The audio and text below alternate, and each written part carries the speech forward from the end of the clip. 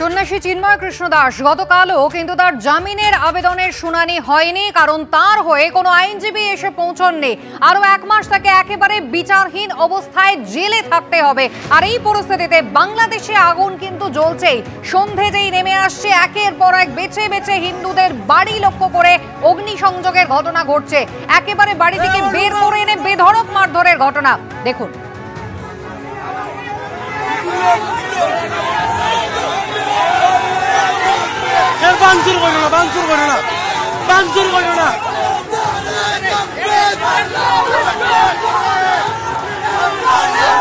বাংলাদেশের সুনামগঞ্জের ছবি দেখছেন, যেখানে একেবারে মৌলবাদীরা মারমুখী। হিন্দু পরিবার একের পর এক বেছে বেছে সেখানে হামলা চালানো হচ্ছে, অগ্নিসংযোগের ঘটনা ঘটছে, মারধর, হুমকি, বাদ যাচ্ছে না কিছুই।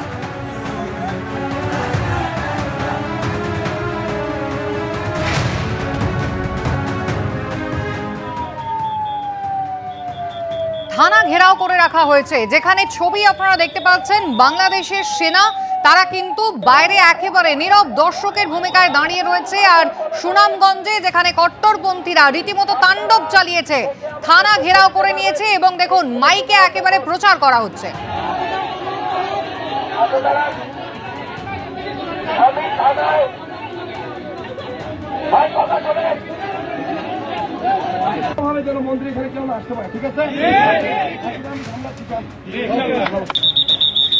আবির দত্ত আমাদের প্রতিনিধি সরাসরি রয়েছেন আমাদের সঙ্গে।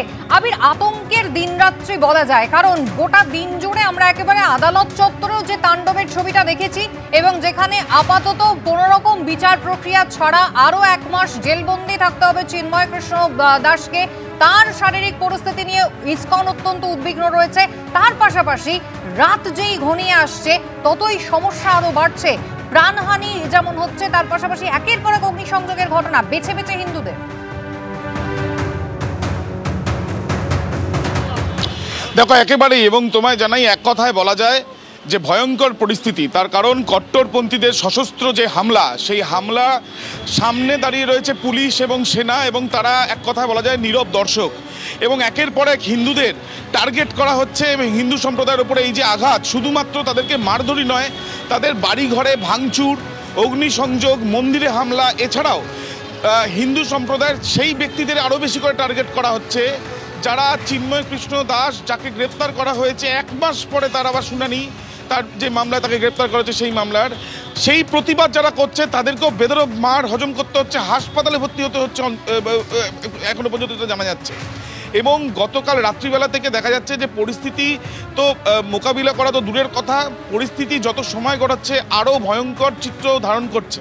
তার কারণ যেটা আমরা সুনামগঞ্জের ক্ষেত্রে দেখেছি, যে বাড়ি ঘরের ভেতরে ঢুকে ভাঙচুর, রাস্তায় প্রকাশ্য রাস্তায় খুন করে দেওয়ার হুমকি এবং হামলা, রাতের অন্ধকারে এই হামলা যখন হচ্ছে, বিভিন্ন জায়গায় দেখা যাচ্ছে যে সেখানে সেনা পর্যন্ত নামানো হয়েছে, কিন্তু সেনা সেখানে এক প্রকার চুপচাপ শুধু দর্শক হিসাবে, নীরব দর্শক হিসাবে সেখানে দাঁড়িয়ে রয়েছে। সেইভাবে প্রতিহতও তারা করতে পারছে না কট্টরপন্থীদের, এই সশস্ত্র মৌলবাদীদের, যারা এই পরিস্থিতি যত সময় গড়াচ্ছে তত বাড়াচ্ছে। এবং তোমায় জানিয়ে রাখি যে ঠাকুরগাঁও অঞ্চল, সেই ঠাকুরগাঁও অঞ্চলে সেখানে যেটা ঘটনা ঘটেছে, সেখানে এক ব্যক্তি, তাকে কিন্তু বেদরক মারধর করা হয়েছে। মারধর করার পিছনে কারণ কি, যে চিন্ময় কৃষ্ণ দাসের গ্রেপ্তারির প্রতিবাদ তিনি করেছিলেন, এবং তাকে মারধর এমন করা হয়েছে যে তিনি এখন মৃত্যুর সঙ্গে পাঞ্জা লড়ছেন, হাসপাতালে ভর্তি তিনি। এবং চিন্ময় কৃষ্ণ দাসের বিরুদ্ধে আরও একটি মামলা রেজিস্টার করা হয়েছে। সেই মামলাটি নভেম্বর মাসে, যেটা জানা যাচ্ছে যে চট্টগ্রামে সেখানে আদালতে একটি সংঘর্ষের ঘটনা, সেই ঘটনায় একজন আদালতের কর্মী তিনি আহত হন, তার অভিযোগের ভিত্তিতে এই মামলাটি ফের করা হয়েছে। অর্থাৎ বোঝা যাচ্ছে যে চিন্ময় কৃষ্ণ দাসকে কি আদৌ তার যে বিচার প্রক্রিয়ার মাধ্যমে জামিন পাওয়ার যে প্রক্রিয়া বা জামিন পাওয়ার যে চেষ্টা, তার আইনজীবী তরফ থেকে করার কথা বা তার তরফ থেকে করার কথা, সেটা কি আদৌ সদিচ্ছা রয়েছে যে স্বাভাবিকভাবে বিচার প্রক্রিয়া চলুক, সেইটা নিয়ে কিন্তু প্রশ্ন উঠছে। এবং তোমায় জানিয়ে রাখি যে যেখানে আমরা রয়েছি, যেটা জানা যাচ্ছে যে জলপাইগুড়ি, পশ্চিমবঙ্গের জলপাইগুড়ির লাগোয়া, সেখানে নীলফামারী অঞ্চল, সেখানেও তাণ্ডব করা হয়েছে, বাড়িঘরে ঢুকে লুটপাট পর্যন্ত চালানো হয়েছে। আবির, একদিকে বাংলাদেশ পুলিশ, যাদের ভূমিকা নিয়ে একেবারে প্রথম দিন থেকে প্রশ্ন উঠেছিল, তার পাশাপাশি বাংলাদেশের সেনা যখন সংখ্যালঘুরা নিপীড়িত হচ্ছে, নির্যাতিত হচ্ছে, প্রাণ বাঁচাতে মরিয়া হয়ে রয়েছে, সেই অবস্থায় বাংলাদেশের সেনা একেবারে চুপ করে দাঁড়িয়ে দাঁড়িয়ে দেখছে। দেখো একেবারেই গণতন্ত্র বা প্রজাতন্ত্র কোনোটাই কি আছে সেটা নিয়ে কিন্তু একটা প্রশ্ন উঠে যাচ্ছে। ছবিগুলো, ভাইরাল ছবিগুলো দেখে এটাই কিন্তু প্রশ্ন উঠবে। তার কারণ আমরা যেটা জানতে পাচ্ছি যে এই নীলফামারী অঞ্চল, যে জায়গা তুমি কথা বলছো, জলপাইগুড়ি জেলা থেকে লাগোয়া অঞ্চল, সেখানে বাড়িঘরে ঢুকে ঢুকে হামলা, সেখানে মারধর, বাড়িঘরের সামনে অগ্নিসংযোগ, এবং অগ্নিসংযোগের এই যে ঘটনা যে ঘটে চলেছে বিভিন্ন জায়গাতে, সেটা যেমন সেখানে সেনা বা পুলিশ উপস্থিত থাকলেও কট্টরপন্থীদের তারা কোনোভাবেই সামাল দিতে পারছে না। অন্যদিকে যেটা জানা যাচ্ছে যে সুনামগঞ্জ অঞ্চলে সেখানে একটি থানা, সেই থানাকে সম্পূর্ণভাবে কট্টরপন্থীরা গতকাল রাত্রিবেলা ঘেরাও করে রাখে। অর্থাৎ তাণ্ডব তারা করছে, হিন্দুদের ওপরে আক্রমণ চলছে, কিন্তু তারা থানাও ঘেরাও করছে, কিন্তু তারপরেও কোনো ব্যবস্থা নেই। তাহলে ব্যবস্থা নেওয়ার সদিচ্ছা কি আদৌ আছে, তা নিয়েও কিন্তু উঠছে প্রশ্ন। একেবারে আবির, ধন্যবাদ। আর আতঙ্কের এই পরিবেশ যখন তৈরি হয়েছে, সেখানেই প্রশ্ন উঠছে, কোথাও বাংলাদেশে ভারত বিদ্বেষে কি পাক উস্কানি রয়েছে? মৌলবাদীদের তাণ্ডবের নেপথ্যে কি কোথাও পাকিস্তানের যোগাযোগ রয়েছে? জেলমুক্ত খালেদা জিয়ার বাড়িতে গতকাল পৌঁছে গেলেন পাকিস্তানের হাই কমিশনার এবং দীর্ঘক্ষণ বৈঠক হলো তাদের।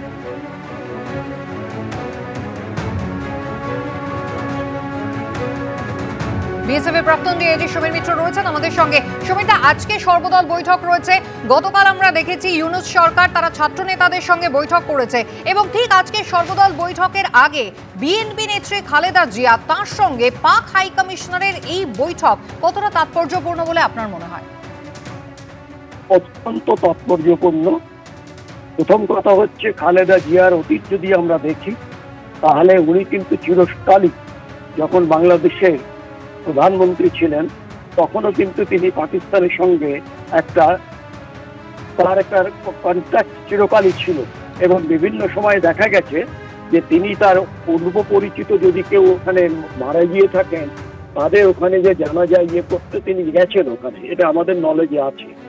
এখন প্রশ্ন উঠছে, এরা এখন এগুলো করবে, কারণ পাকিস্তান একটা অ্যাঙ্কর চায়, এবং খালেদা জিয়া ওয়েট করছে যে ইলেকশনটা কবে এইভাবে ডিক্লেয়ার হয়। যদি হয় তখন দেখা যাবে, কারণ খালেদা জিয়া স্কিম যে ওর ছেলে তারিক, তাকে নেক্সট চিফ মিনিস্টার হিসাবে দেখবে, এবং তার যে সঙ্গী লুৎফুজ্জামান বাবর, যে পুরনো ইয়েতে মন্ত্রী ছিল, তাকে সেই ইয়েতে ফার্স্ট করা, তাকে করা। এখন আমার যে জায়গাটা আমার মনে হচ্ছে কুসুমিতা, সেটা হচ্ছে বাংলাদেশের মধ্যে যা হচ্ছে সেটা একটা জিনিস, আর আমাদের যে দায়বদ্ধতা রয়েছে সেই জায়গাটা কিন্তু আমাদের সুষ্ঠুভাবে পালিত হচ্ছে না। আজকে ডিপ্লোম্যাটিক যে প্রেশারটা, সেটা শুধুমাত্র আমাদের এখানে করলে চলবে না।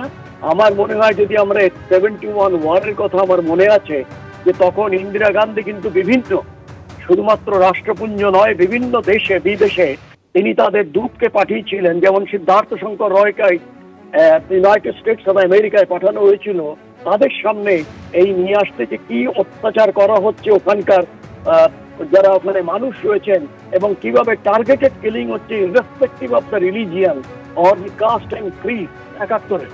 সুতরাং এখন যেটা দরকার, that our border should be strengthen fully. সেখানে যা যা দরকার সেইগুলো সরকার ইমিডিয়েটলি সার্ভে করে সেটাকে প্রোভাইড করুন।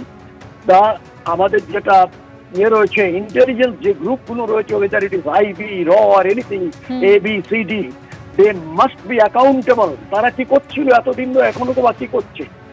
থার্ডলি, আমার যেটা কথা প্রশ্ন হচ্ছে যে এই জায়গাটায় এখন যে পরিস্থিতিতে এখন বাংলাদেশ চলছে, সেখানে যে হিন্দুরা যেভাবে তাদের বলা হচ্ছে, এবং নট অনলি দ্যাট, আজকে যেটা আমরা দেখলাম তোমাদের এই টিভি চ্যানেলের মাধ্যমে, যে ওখানে যারা উকিল রয়েছে তারাও কোর্টের মধ্যে দাঁড়িয়ে কিভাবে হুমকি দিচ্ছে যে এইখানে যদি কেউ দাঁড়ায় তাহলে আমরা কি করব। অর্থাৎ এখন যেটা হয়েছে, টোটাল ল, জঙ্গল ল ওখানে প্রিভেল করছে, এবং সেইটার আঁচ কিন্তু ভারতবর্ষে যথেষ্ট পরিমাণে পড়বে যদি আমরা এখন থেকেই এর প্রতিরোধক ব্যবস্থা না নেই with an aggressive and proactive পশ্চারে। এবং বিশ্বের দরবারে কিন্তু ইতিমধ্যেই এই খবর যেমন পৌঁছেছে, মার্কিন যুক্তরাষ্ট্রের মুখপাত্র তিনিও কিন্তু বলেছেন প্রত্যেক দেশের আদালতের ওপরে তারা কিন্তু নির্ভর করছেন, তারা একটা নিরপেক্ষ পদক্ষেপ গ্রহণ করবেন। পাশাপাশি ব্রিটিশ এমপি ব্যারি গার্ডনার তিনিও কিন্তু চিন্ময় কৃষ্ণ দাসের গ্রেফতারির প্রসঙ্গ তুলেছেন এবং বলেছেন যে চলতি বছরের অগস্ট মাসে যখন পুরনো সরকারের পতনের পর থেকে বাংলাদেশে 2000-এরও বেশি হিংসার ঘটনা ঘটেছে। হিন্দু সন্ন্যাসী চিন্ময় কৃষ্ণ দাস, যিনি ইসকন কৃষ্ণ কনসিয়াসনেস মুভমেন্টের নেতা ছিলেন, তাকে গ্রেফতার করা হয়েছে, যে ইসকন একটি আধুনিক হিন্দুত্ববাদের শাখা।